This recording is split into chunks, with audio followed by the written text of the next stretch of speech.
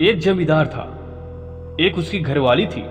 घर में दो ही जने थे। जमींदार खेत में काम करता और उसकी पत्नी घर में सारा काम करती।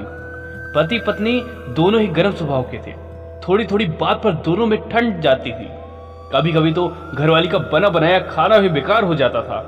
एक दिन घरवाली अपने रिश्तेदार गई। वहां उसे एक बुजुर्ग औरत मिली।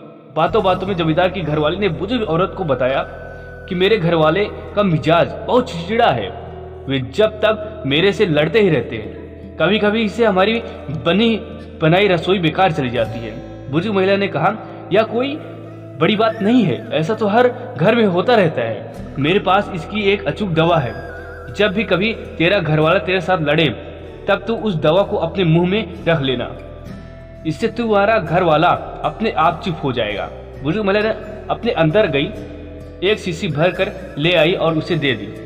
जमींदार की घरवाली ने घर आकर दवा की परीक्षा करनी शुरू कर दी। जब भी जमींदार उससे लड़ता था वह दवा मुंह में रख लेती थी। इससे काफी असर दिखा। जमींदार का लड़ना काफी कम हो गया था।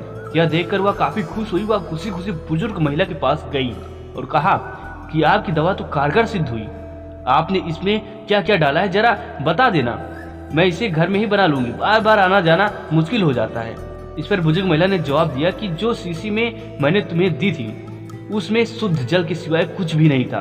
तुम्हारी समस्या का हल तो तुम्हारे चुप रहने से हुई है। जब तुम दवा यानी कि पानी को मुंह में भर लेती थी तो तुम बोल नहीं सकती थी और तुम्हारी चुप्पी को देखकर तुम्हारे घर वाले का भी क्रोध शांत हो जाता था। इसी को एक चुप 100 सुख कहते हैं। बुजुर्ग महिला ने जमींदार की घरवाली को सीख दी कि इस दवा को कभी भी भूलना मत और अगर किसी को जरूरत पड़े तो उसे भी ये सलाह देना। जमींदार की घरवाली ने बुजुर्ग महिला की बात को गांठ बांध लिया और खुशी खुशी अपने घर वापस आ गई।